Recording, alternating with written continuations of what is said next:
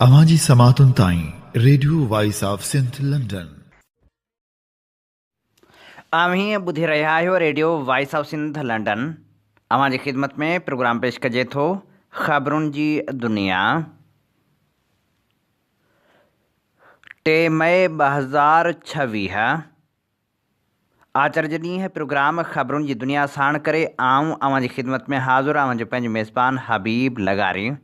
सभ खां पहिरियां पेश करियूं था ख़ासि ख़बरूं।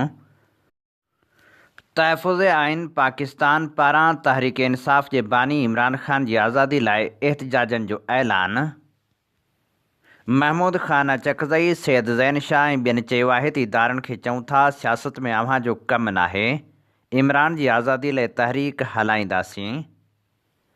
क़ाइद अज़म यूनिवर्सिटी इस्लामाबाद जे शागिर्दनि खे पातल अजरक लाहिराइण ख़िलाफ़ सिंधी शागिर्दनि जो एहतजाज।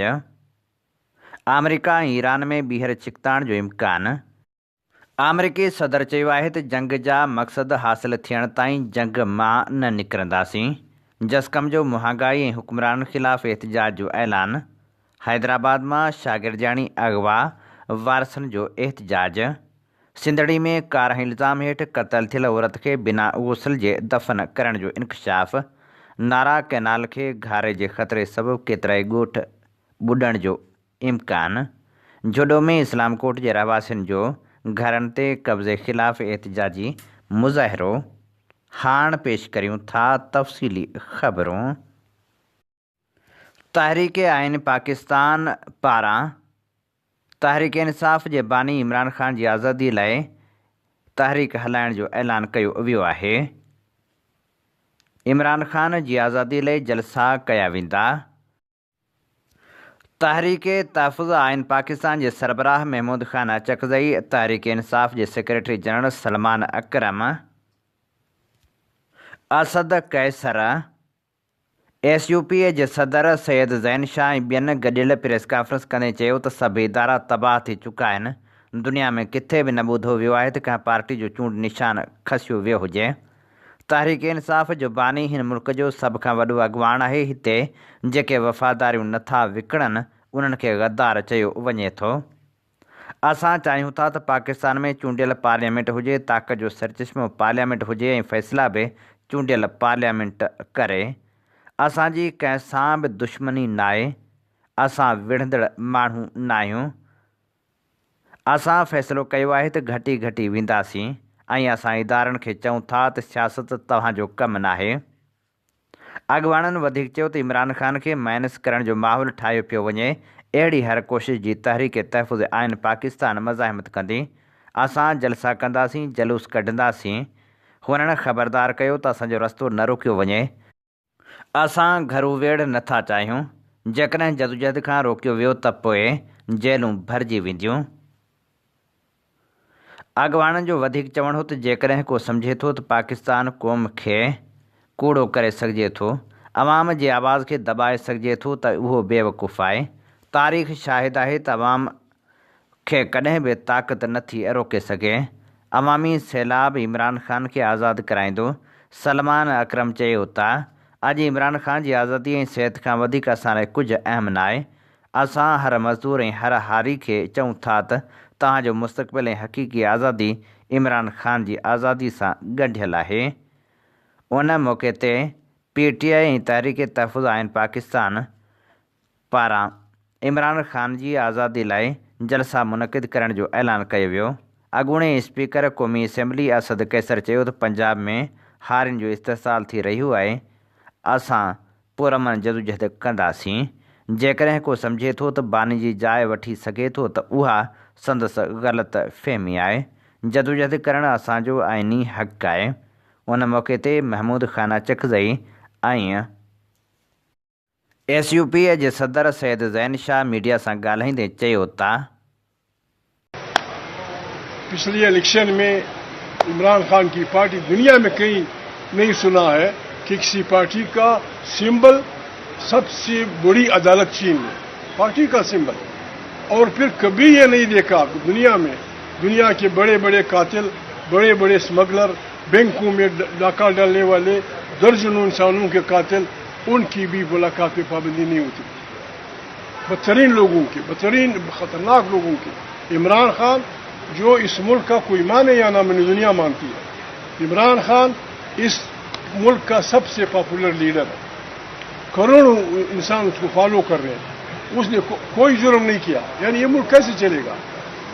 باقاعدہ اسمبلیاں مارکیٹ میں رکھی گئی گولیوں کی، جس طرح گولی دیتے ہیں یہ مارکیٹ والے، آم کی پیٹی اتنے، بسم اللہ کون سی گولی لانا.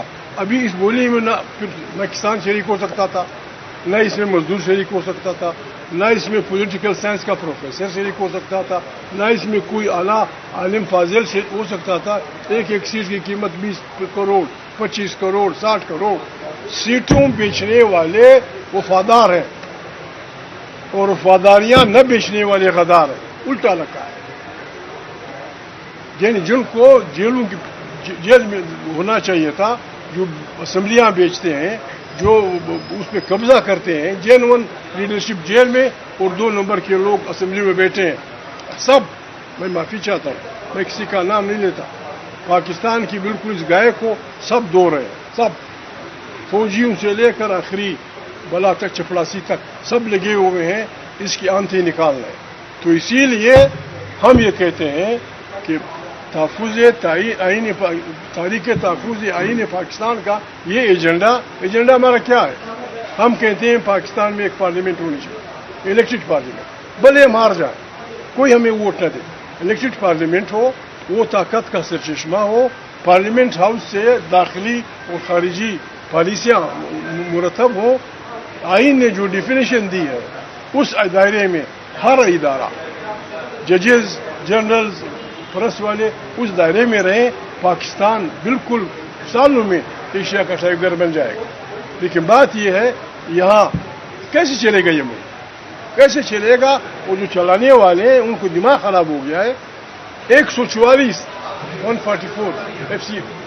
PRCP اس کے خلاف ورزی کرنے پہ پنجاب میں، سندھ میں، بلوچستان میں، پختونخوا میں سینکڑوں لوگ مارے جا چکے ہیں، قتل ہو چکے ہیں. لیکن جو آدمی آئین سے کھلواڑ کرتا ہے، جو آئین پاڑتا ہے، جو پارلیمنٹ کو گالیاں دیتا ہے، اسے کوئی نہیں پوچھتا. ایسا نہیں چلے گا. ہماری نہ کسی جرنیل سے دشمنی ہے، نہ ہمیں ہمارے والدین نے، نہ ہمارے سیاسی اکابرین نے ہمیں سبق پڑھایا ہے کہ ہم لوگوں کے ماں بہنوں کو گالیاں دیں. ہر ایک کی بہن ہماری بہن ہے. جرنیل کی بہن ہو ہماری بہن ہے، شہباز کی ماں ہو ہماری ماں ہے، کسی اور مخالف کی بیٹی ہو ہماری بیٹی ہے. ہم لڑائی جھگڑے والے لوگ نہیں ہیں. پاکستان کی ریجنل فارن پالیسی درست نہ ہونے کی وجہ سے افغانستان، انڈیا اور ایران سے ہمارے کلچرل، ٹریڈ اور سوشل تعلقات خراب ہیں. ملک کی یہ ترمیموں کے بعد جوڈیشل مارشل لا اور کانسٹیٹیوشنل مارشل لا عملاً ہے، جس کی وجہ سے civilian rights, political rights, economic rights اور کلچرل رائٹس ہمارے غصب کیے جاتے ہیں. پانی پہ ناجائز اسکیمیں اور یوزیج کی وجہ سے انڈس کی 2-3 دہائیوں کے بعد اگر یہ رہا تو ڈیتھ ہو جائے گی اور ڈیلٹا اور یہ ساری چیزیں ختم ہو جائیں گی. پاکستان رامسر ایگریمنٹ 1971 میں انوائرمنٹ پہ کر چکا ہے، فرانس کنونشن، پیرس کنونشن کر چکا ہے، لیکن انوائرمنٹل حالات خراب ہیں، ریورین اور کوسٹل فارسٹ ختم ہے. تو اس لیے ملک کی اکنامی، پولیٹیکل اور اس کی گروتھ ہونا یہ نظر نہیں آتا. اور پولیٹیکل پارٹیز پہ عملاً اجتماع کرنے، جلسہ کرنے پہ پابندی ہے، اور ہم سب پہ اتنے کیسز کیے ہوئے ہیں کہ ہم صرف یہ کورٹس کے چکر لگاتے ہیں. کتنے ہمارے قیدی ہیں، عمران خان سے لے کر مارنگ سے لے کر علی وزیر سے لے کر ہمارے کئی 100 قیدی سندھ میں بیٹھے ہوئے ہیں. تو یہ جو قید خانہ پاکستان کو بنایا ہے تو یہ کوئی اچھا نہیں ہے. پاکستان صرف اس پہ نہیں جی سکتا کہ ہمارے کون کون سے الائز ہیں، امریکن الائز ہیں یا سعودی عرب الائز ہے، لیکن اندر سیاسی قید خانہ، سوشل قید خانہ، اور جس میں غریب سے غریب تر ہوتا جا رہا ہے.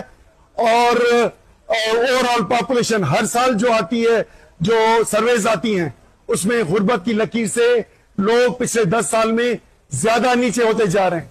हमें इन चीजों को देखना होगा। और एक चीज 27वीं तरमीम करके 27 तक ये हाल किया है, अब फिर 28वीं तरमीम की बात करना या एडमिनिस्ट्रेटिव यूनिट्स बात करना, ये पाकिस्तान के बुनियादी तस्वुर पाकिस्तान, जो मीनार पाकिस्तान जिस पे बनाया है 1940 रेजोल्यूशन, जिसमें ये कॉन्स्टिट्यूंट यूनिट है, फेडरल ये फेडरेटिंग यूनिट्स हैं, पंजाब, केपी, सिंध, बलोचिस्तान, इनको तोड़ने की बातें करना या ऐसे इदारे आगे जाके बनना जिसमें फिर ये इनइक्वालिटी हो, हम ये समझते हैं कि दुरुस्त नहीं है। पाकिस्तान की बुनियादी तस्वुर से लेकर और मौजूदा पॉलिसीज तक मुल्क के लिए बेहतर नहीं है। ईरान ऐं अमेरिका विच में ॿीहर छिकताण जो इम्कान आहे। पासदारान इनकलाब जे नायब इंस्पेक्टर मोहम्मद जाफ़र असदी पंहिंजे जारी कयल बयान में ख़दशो ज़ाहिर कयो आहे त ईरान ऐं अमेरिका विच में ॿीहर छिकताण पैदा थी सघे थी। हुन जो चवणु आहे त शाहिदियूं इहो ज़ाहिर करे रहियूं आहिनि त अमेरिका कंहिं बि वाइदे या मुआदे जो पाबंद नथो रहे। ईरान जी हथियारबंद फ़ौज कंहिं बि इम्कानी हमले खे मुंहुं तोड़ जवाबु ॾियण लाइ मुकमिल तयारु आहे। अमरीकी सदर डोनाल्ड ट्रंप चयो आहे त अमेरिका ईरान सां जारी जंग जा मक़सद हासिल करण ताईं जंग मां ॿाहिरि न निकिरंदो। हिकु तक़रीब खे ख़िताब कंदे सदर ट्रंप चयो त जेकॾहिं अमेरिका हिन वक़्तु तकरार मां निकिरी वियो त मसइलो कुझु सालनि खां पोइ ॿीहर पैदा थी सघे थो। इन लाइ जेसिताईं मक़सद हासिल न थींदा तेसिताईं अमेरिका जंग मां ॿाहिरि न निकिरंदो। अमरीकी सदर जो वधीक चवणु हो त ईरान खे एटमी हथियार हासिल करणु न ॾींदासीं। जेकॾहिं अमेरिका तरफ़ां ईरान खे न रोकियो वञे हा त इसराइल ऐं यूरोप खे ख़तरा पेश अची सघिया थे। ईरान जी बहरिया, फ़िज़ाया ऐं क़यादत खे सख़्तु नुक़सानु पहुची चुको आहे। ईरान जी आला क़यादत ख़तमु थी चुकी आहे। उन ते अफ़सोस आहे, पर उहे अनासर ख़तरनाक हुआ। ईरान जे मामले ते उन वक़्त ताईं वधीक ॻाल्हाइणु नथो चाहियां जेसिताईं कार्रवाई मुकमिल नथी थी वञे। सदर ट्रंप जो वधीक चवणु हो त उहे क़दम माज़ीअ जे अमरीकी सदर खे अॻे खणणु घुरिजनि हा। आबनाए हुरमुज़ ते हिन वक़्तु तेल सां भरियल तक़रीबन 400 बहरी जहाज़ मौजूदु आहिनि। जेकॾहिं रस्तो खुली वञे हा त आलमी सतह ते तेल जी क़ीमतनि में निमाया घटिताई थिए हा। चीन अमेरिका तरफ़ां पाबंदियुनि जे ग़लति इस्तेमाल खे रोकण जो मुतालबो करे छॾियो। चीन हिकु तरफ़ा पाबंदियुनि ऐं लांग आर्म दायरा इख़्तियार जी सख़्तु मुखालफ़त कई। चीन चयो आहे त आलमी क़ानून जे बुनियाद खां सवाइ जेके क़दम खयां विया आहिनि उन्हनि जी मज़म्मत करियूं था। अमेरिका आलमी क़ानून खां सवाइ लागू कयल हिकु तरफ़ा पाबंदियुनि जे इस्तेमाल खे फ़ौरी तौरु बंदि करे चीन पंहिंजे कंपनियुनि जी क़ानूनी हक़नि ऐं मुफ़ादनि जो भरपूर दिफ़ा कंदो। क़ाइदे आज़म यूनिवर्सिटीअ में वाइस चांसलर पारां सिंधी शागिर्दनि खां अजरक लाहण जे इल्ज़ाम ख़िलाफ़ शागिर्दनि एहतिजाज कयो। शागिर्दनि हिन अमल खे सक़ाफ़ती तौहीन करार ॾींदे इंतिज़ामिया खां वज़ाहत ऐं कार्रवाई जो मुतालबो कयो। जॾहिं त ॿिए पासे यूनिवर्सिटी इंतिज़ामिया तरफ़ां हिन मामले ते जांच जी ख़ातिरी कराई वई ऐं मुज़ाहिरीन खे एहतिजाज ख़तमु करण जो चयो वियो। हैदराबाद मां अगवा थियल शागिर्दियाणी मारवी लगारी बाज़ियाब थी न आहे सघे। ॻोठ बजराणी लगारीअ जी न्याणी 5 क्लास जी शागिर्दियाणी मारवी लगारी खे हैदराबाद जे हाला नाके वारे इलाइक़े मां अगवा कयो वियो। वारसनि पारां हैदराबाद प्रेस क्लब अॻियां एहतिजाजी मुज़ाहिरो कयो वियो। एहतिजाजी मुज़ाहिरे दौरान मारवी लगारी जी अमड़ पिणु बेहोश थी वई। हैदराबाद मां अगवा थियल शागिर्दियाणी मारवी लगारी जी बाज़ियाबी लाइ मोरे में पिणु एहतिजाजी मुज़ाहिरो कयो वियो, जंहिंजी अॻवानी असगर लगारी, ख़ैरमंद लगारी, फैसल लगारी, यासर लगारी, इब्रार मोराई, अमीर लगारी, अमीर अली शाह, वहीद चांडियो ऐं ॿिया करे रहिया हुआ। उन मौक़े ते मुज़ाहिरीन चयो त ॻोठ लगारी बजराणी जी रहवासण शागिर्दियाणी मारवी लगारी तालीम हासिल करण लाइ हैदराबाद वई त उनखे मास्तर आसिफ़ मेमणी सां साथी हथियारनि जे ज़ोर ते अगवा करे विया आहिनि। अहिड़ी FIR हैदराबाद जे हटड़ी थाणे ते दाख़िल कराई वई आहे, पर काफ़ी ॾींहं गुज़री वञण बावजूदि पुलिस शागिर्दियाणी खे बाज़ियाब नाहे कराए सघी। पुलिस जवाबदार आसिफ़ मेमण खे गिरफ़्तार कयो आहे, पर शागिर्दियाणी बाज़ियाब न थी आहे। पुलिस वटि सभु टेक्नोलॉजी ज़रिया मौजूदु आहिनि त पोइ पुलिस जी रिज़ल्ट ज़ीरो छो आहे। हुननि वॾे वज़ीर खां मुतालबो कयो त शागिर्दियाणी मारवी लगारी खे जल्द खां जल्द बाज़ियाब करायो वञे। अगवा में मुलविस गुजात ज़ाहिर कया वञनि, जेसि ताईं शागिर्दियाणी बाज़ियाब न थींदी एहतिजाज जो सिलसिलो जारी रहंदो।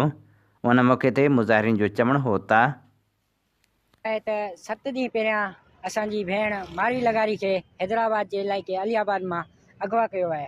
अगवा हिकु मास्तर कयो आहे। असांजे मास्तर खे पंहिंजे माउ पीउ बराबरि सम्झंदा आहियूं। हींअर उहे कुझु उस्ताद अहिड़ा आहिनि वैशी दरिंदा थी। मास्तर जो नालो आसिफ़ मेमून, मास्टर जो नालो आसिफ़ मेमून आहे। उनखे पढ़ाईंदड़ कंहिं तरीक़े सां उनखे हिरासा करे अगवा करे खणी वियो आहे। मास्तर खे गिरफ़्तार कयो वियो आहे, पर मास्तर इहो नथो ॿुधाए त मूं शागिर्दियाणी खे काॾे कयो आहे, नथो इहो ॿुधाए त मूं मारे छॾियो आहे, या कुझु बि नथो ॿुधाए। उहो जेल में आहे। असां आला इदारनि खां मुतालबो कयूं था त असांजी भेण मारवी लगारी खे जल्द खां जल्द आज़ादु करायो वञे। ॿी सूरत में असां पूरी सिंध में एहतिजाजी कैंपूं क़ाइमु कंदासीं ऐं एहतिजाज जो दाइरो वधाईंदासीं। हैदराबाद मां अदी मारवी लगारी खे 7 ॾींहं आहे हींअर ताईं गुम आहे, लापता आहे, जंहिंखे हींअर ताईं असांजी सिंध पुलिस बाज़ियाब न कराए सघी आहे। असां पूरे सिंध जे शऊर खे ऐं सिंध जे शागिर्द इत्तेहादनि खे अपील कंदासीं त अदी मारवी लगारी जे लाइ आवाज़ु बुलंद कयो ऐं ओसी ताईं आवाज़ु बुलंद कंदासीं असां जेसि ताईं अदी मारवी लगारी खे आज़ादु नथो कयो वञे। असांजी न्याणी खणी विया आहिनि राति जो 2 बजे दहशतगर्द। ही मास्तर कोन पर ही दहशतगर्द चइबा। मां हुनजी रोए वेठी ज़ारो ज़ार, अॼु ताईं न मानी थी खाए न पाणी थी पिए, ईअं पई आहे। हिकिड़ी खट ते बेहोश लॻी। आसिफ़ मेमून गिरफ़्तार थियो आहे। गिरफ़्तार थियो आहे। छोकिरी जे लाइ छा थो चवे? छोकिरी जे लाइ मञे नथो। 10 माण्हू हुआ, 10 जे विच में बीहारे पोइ जेके जंहिं माण्हू चयो ही माण्हू आहे, उन जे अची बांह में वरितईं हथ त हिन माण्हू तव्हांजी न्याणी खणी वियो आहे, जेको 2 चकर गाॾी तऊं किरी आहे, वरी बि उथारे ज़बरदस्ती करे खणी वियो आहे ऐं असां सां वॾो ज़ुल्म आहे। मुतालबो असांजे न्याणी असांखे मिले, असांजी आज़ादु। जस्कम पारां 17 मई ते नवाबशाह में वक़्त जे हुक्मरान ख़िलाफ़ एहतिजाजी रैली जो ऐलान कयो वियो आहे। हुकूमत जी बेहसी ऐं महांगाई ख़िलाफ़ रैली कढी वेंदी। जस्कम चेयरमैन सनान ख़ान कुरैशी चयो आहे त वक़्त जे हुक्मरान सिंध खे तबाह करे छॾियो आहे। लाक़ानूनीयत सबबि माण्हू क़त्ल थियनि पिया। तालीमी इदारनि में नियाणियुनि खे हिरासा करे क़त्ल कयो वञे थो। महांगाई में माण्हुनि खे फ़ाक़ा कशी कटण ते मजबूर कयो वियो आहे। रोज़ानो तेल जूं क़ीमतूं वधी रहियूं आहिनि, जंहिं सबबि ग़रीब माण्हू वधीक परेशानी खे मुंहुं ॾेई रहिया आहिनि। सिंध में क़बीलाई झेड़ा वधी रहिया आहिनि। सिंध खे सुजाॻ थियणो पवंदो। सिंध खे बचाइण लाइ जदोजहद करणी पवंदी। 17 मई ते नवाबशाह जे हुक्मरान ख़िलाफ़ एहतिजाजी रैली कढी वेंदी। बाडह में समाजी रज़ाकार तहरीक पारां तेल जे अघनि में ॻाटे टोड़ इज़ाफ़े ख़िलाफ़ एहतिजाजी मुज़ाहिरो कयो वियो। एहतिजाजी मुज़ाहिरो करे सख़्त नारेबाज़ी कई वई। बाडह समाजी रज़ाकार तहरीक पारां कयल एहतिजाजी मुज़ाहिरे खे ख़िताब कंदे अॻवान चयो त तेल ऐं गैस जे वधायल अघनि, अटे, खंड, गीह समेत आम वाहिपे जे शयुनि खे महांगो करे छॾियो आहे। महांगाई जी ज़िम्मेवार वफ़ाक़ी हुकूमत आहे। अॻेई अवाम कसमपुरसीअ वारी ज़िंदगी गुज़ारे रहियो आहे। वफ़ाक़ी हुकूमत हथ वठी महांगाई में इज़ाफ़ो करे पई, जंहिंजे करे मिसकीन माण्हू जो जीअण बि जंजाल बणिजी वियो आहे। हैदराबाद मां मुबियाना तौरु 4 नियाणियूं पुरस्रार तौरु गुम थी वियूं। वारसनि में ॻणती छायल ॻोल्हा में मदद जी अपील। न्याणे जे वालिद मुख़्तियार दस्ती चयो आहे त नसीमनगर थाणे जी हद मां 4 नौजवान न्याणियूं शादी जी ख़रीदारी लाइ ख़मीस जे ॾींहुं घरां निकितियूं त वापसि न आयूं। न्याणियुनि जी अस्पतालनि, थाणनि ऐं मार्केटनि में ॻोल्हा कई हुई, पर संदन को बि ॾसपतो मिली न सघियो। मीडिया ते ख़बरूं अचण बाद DSP कैंट पारस नोटिस वरितो।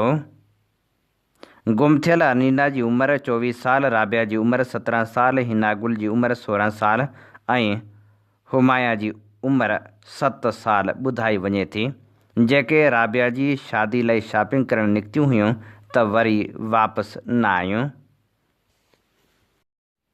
सिंधड़ी में मुबैना तौरु कारा इल्ज़ाम हेठि क़त्ल कयल औरत खे बिना गुसल जे दफ़न करण जो इंकशाफ़ साम्हूं आयो आहे, जॾहिं त हिकु ॼणे खे गिरफ़्तार पिणु कयो वियो आहे।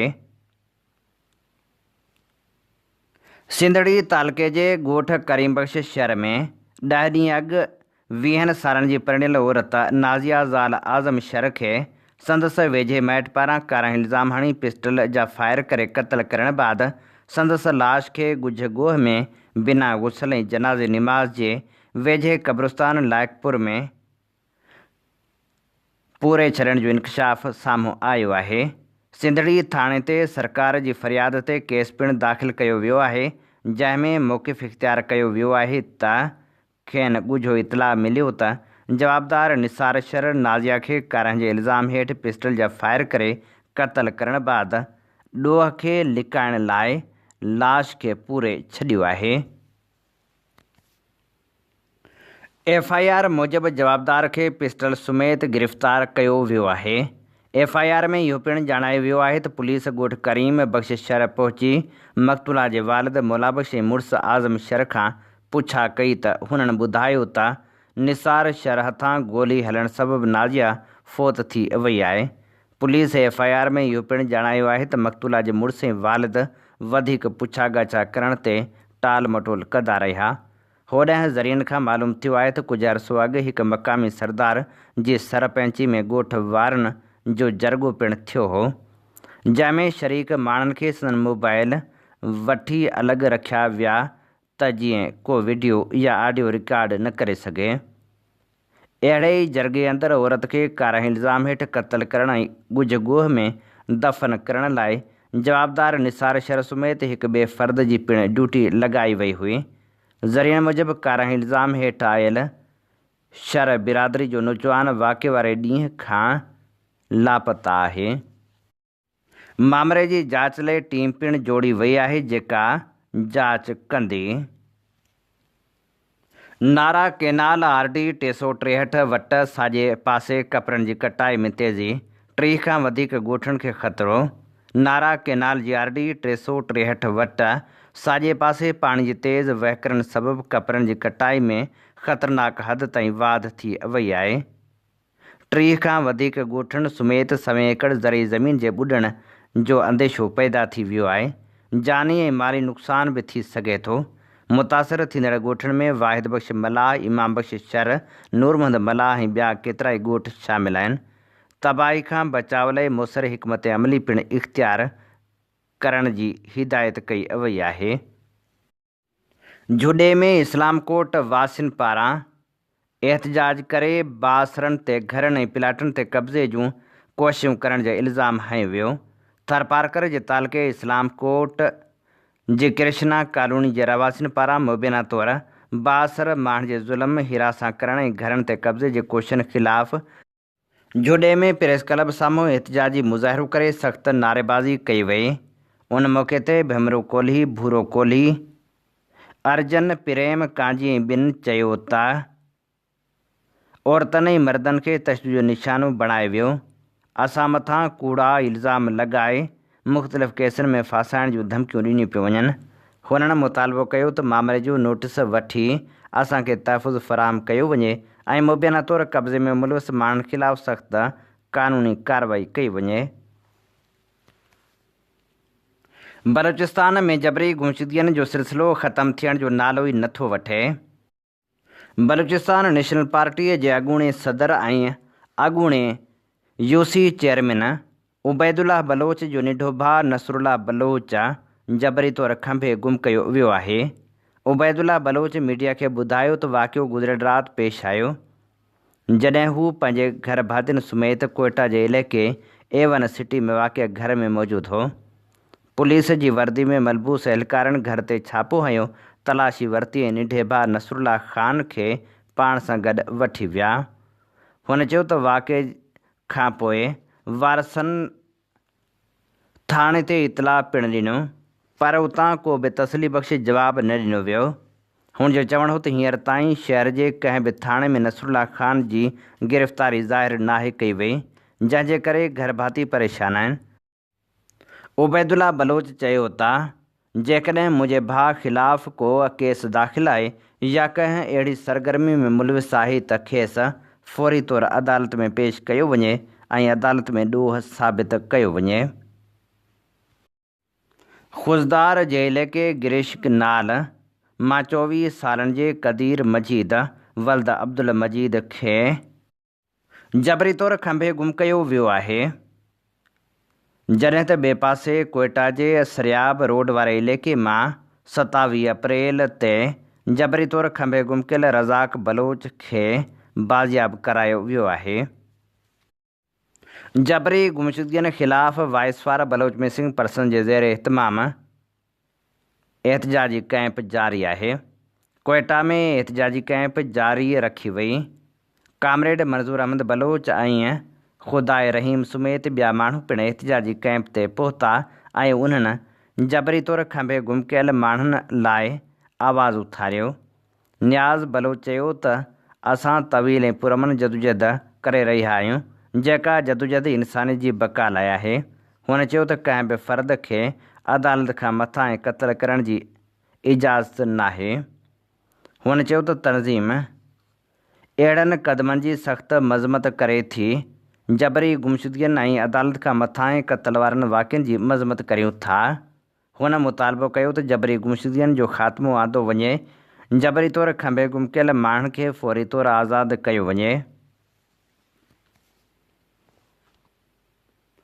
जामशोरो प्रेस क्लब अॻियां जुलाई 2025 में कोटड़ी बिरोही चौक ते फायरिंग करे बेदर्दी सां क़त्ल कयल 22 सालनि जे नौजवान इरफान गांचे खे इंसाफ़ ॾियारण लाइ संदसि वारसनि ऐं शहरियुनि पारां नटण उस में सख़्तु एहतजाज कयो वियो। एहतजाज दौरान हिम्मत अली गांचो ऐं ॿियनि वारसनि चयो त असांजे मासूम नौजवान खे बेगुनाह क़त्ल कयो वियो आहे, जॾहिं त क़त्ल में मुलविस माण्हू बासर आहिनि, जिन खे हिन वक़्त ताईं पुलिस गिरफ़्तार करण में नाकाम रही आहे। कातल ज़ुल्फ़कार गांचो, क़यूम गांचो, शफ़न गांचो, बदरुद्दीन गांचो, आमिर गांचो, मोहम्मद ख़ान गांचो सरेआम आज़ादु घुमी रहिया आहिनि। क़त्ल थियल नौजवान जे वालिद हिम्मत अली गांचे, मामे दिलबर गांचे, अवेस मेमण, कादर मलाह ऐं ॿियनि साफ़ियुनि सां ॻाल्हाईंदे चयो त असां Sindh police, IG Sindh, chief justice Sindh high court, वज़ीर आला सिंध खे अपील था करियूं त मामले जो नोटिस वठी असांखे इंसाफ़ फ़राहम कयो वञे ऐं जवाबदारनि खे फौरी तौरु गिरफ़्तार कयो वञे। उन एहतजाज में हसनैन पंवर, नवाब चांडियो, मुनवर खोसो, तारिक पंवर, रहीम बलोच, इरफान बलोच, ज़ुबैर बलोच, राहब, रिज़वान, मोहम्मद गांचो, हुसैन गांचो ऐं ॿिया पिणु शामिल हुआ। टाउन कमेटीअ जे हदनि अंदरि बुनियादी मसइलनि जे हल ऐं वाटर सप्लाई जी बंदिश ख़िलाफ़ु 5 मई ते एहतजाजी धरणे जो ऐलान कयो वियो आहे। जामशोरो टाउन कमेटी जे मुख़्तलिफ़ वार्डनि में बुनियादी सहूलियतुनि जी खोट ख़िलाफ़ु SUP जे टाउन अॻुवाणनि पारां प्रेस कॉन्फ्रेंस कई वई, जंहिंमें बाग़ी GM शोरो, फ़याज़ अबड़ो, अली रज़ा भलाई, शाहनवाज़ ख़ासकेली, अकबर मेमण, सालार भलाई ऐं ॿिया पिणु शरीक थिया। उन मौक़े ते अॻुवाण चयो त शहर जी आबादी लॻभॻि 2 लख ताईं पहुची चुकी आहे ऐं टाउन जो दर्जो पिणु मिली चुको आहे, पर उन जे बावजूदि बि समूरनि वार्डनि में ॻोठनि जहिड़ा मसइला मौजूदु आहिनि। हुननि इल्ज़ाम हयो त ड्रेनेज सिस्टम मुकमल तौर ते नाकारा बणिजी चुको आहे, नालियूं तबाह ऐं बर्बादु आहिनि, केतिरनि हंधनि ते कब्ज़ा थियल आहिनि ऐं गंदे पाणी जी निकाली जो को बि मुनासिबु बंदोबस्तु नाहे। अॻुवाणनि वधीक चयो त चौमासे जे बरसातनि दौरान हर साल जीअं हिन साल बि शहर जे ॿुॾण जो ख़दशो आहे, पर इंतिज़ामिया पारां अॻुवाट का बि तयारी नाहे कई वई। शहर में सफ़ाई सुथराई जी सूरत हाल बि इंतिहाई ख़राबु आहे। अॻवाननि ॿुधायो त पीअण जे पाणी जी फ़राहमी लाइ वाटर सप्लाई सिस्टम पिणु नाकारा थी चुको आहे, जंहिं सबबि शहरियुनि खे वक़्तु सिर पाणी फ़राहम नथो कयो वञे। हुननि इहो बि चयो त हैदराबाद जामशोरो डबल रोड जी तमीर दौरान ड्रेनेज जो पाणी RBOD नाले में छोड़ कयो पियो वञे, जेको अॻे गंदे पाणी सां भरियलु आहे ऐं उन जे नेकाल जो को बि बंदोबस्तु मौजूदु न आहे।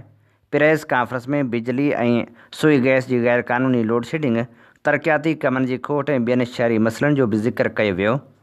अॻवाननि चयो त शहर निढड़ो हुजण बावजूदि मसइला ॾींहों ॾींहुं वधी रहिया आहिनि, पर चूंडियल नुमाइंदा ऐं ज़िले इंतिज़ामिया को बि ध्यानु नथी ॾिए। हुननि ऐलान कयो त ईंदड़ अंगारे यानी 5 मई ते टाउन कमेटी ऑफिस अॻियां एहतिजाजी मुज़ाहिरो करे धरणो हंयो वेंदो। रोहड़ी भरिसां सालहपट थाणे जी हद ॻोठ कादरबख्श अबड़ो में संगावती तकरार ते ॿिनि धुरियुनि विच में झेड़ो थी पियो, जिते लठियुनि ऐं कुहाड़ियुनि जो आज़ादाणो इस्तेमालु कयो वियो, जंहिं सबबि वज़ीर अली अबड़ो, बहादुर असलम, मोहम्मद यूनुस अल-अदीनो, इमरान अकरम, मसमात ग़ुलाम ज़ोहरा, सुल्ताना, ग़ुलाम शबीर अबड़ो समेत 10 खां वधीक माण्हू सख़्तु ज़ख़्मी थी पिया, जिन खे इलाज लाइ इस्पताल मुंतक़िल कयो वियो। ज़ख़्मियुनि जे वारसनि रोहड़ी प्रेस क्लब वारो एहतिजाजी मुज़ाहिरो कयो, जंहिंमें बाग़ अली अबड़ो, माई मीना, मसमात खैरा, रज़िया, रुखसाना, मसमात बेगी ऐं सुल्ताना समेत औरतूं ऐं मर्द वॾे अंग में शरीक हुआ। हुननि इल्ज़ाम हयो त संदनी बिरादरी जे माण्हुनि घरनि ते हमिलो करे जानी ऐं माली नुक़सानु पहुचायो, जॾहिं त हिकु नौजवान अब्दुर्रज़ाक अबड़ो खे मुबीना तौरु अगवा पिणु कयो वियो आहे। हुननि इहा बि दावा कई त कुझु ॾींहं अॻु संदन नौजवान नारी सुहाना धीअ रहमतुल्लाह अबड़ो खे बि मुबीना तौरु अगवा कयो वियो हो, जंहिंजो निकाह मथां निकाह कराइण जा पिणु इतला आहिनि। तलहार जे रहवासियुनि पारां गैस जी डिघी लोड शेडिंग ख़तमु करण जो मुतालबो कयो वियो आहे। बबली कंबराणी, हमीदा अबड़ो, अल्ताफ़ बंबरो, शुएब अबड़ो ऐं ॿियनि चयो त गुज़िरियल कुझु वक़्त खां सुई गैस इंतिज़ामिया जीअण जंजाल करे छॾियो आहे। रोज़ानी सुबुह जो नाश्ते जे वक़्तु ऐं ॿिनि पहरनि जो मानी जे वक़्तु ऐं राति जो 8 खां पोइ गैस बंदि थियण रोज़ जो मामूल बणिजी वियो आहे, जंहिंजे करे असांजा मासूम ॿारड़ा ऐं ॾिहाड़ी ते मज़दूरी कंदड़ पोहरियत बिना नाश्तो करण जे स्कूलनि ऐं कमनि ते वञण ते मजबूर हूंदा आहिनि, जॾहिं त ॿिनि पहरनि जो पिणु 2 खां पोइ गैस ॾिनो वञे थो, जेको असांजे कंहिं बि कम जो नाहे हूंदो। असां होटलनि तां मानियूं घुराए खाइण ते मजबूर थी विया आहियूं। हुननि मुतालबो कयो त फौरी तौर ते गैस जी लोड शेडिंग ख़तमु कई वञे। हीअ असीं अवां जी ख़िदमत में पेश करे रहिया हुआसीं ख़बरूं। इन ते ई प्रोग्राम ख़बरुनि जी दुनिया जो वक़्तु पुॼाणी ते पहुचे थो। पंहिंजे मेज़बान हबीब लगारी खे ॾींदा इजाज़त। जेॾहिं पेर तेॾहिं ख़ैर। अवां जी समातुनि ताईं radio voice of Sindh London.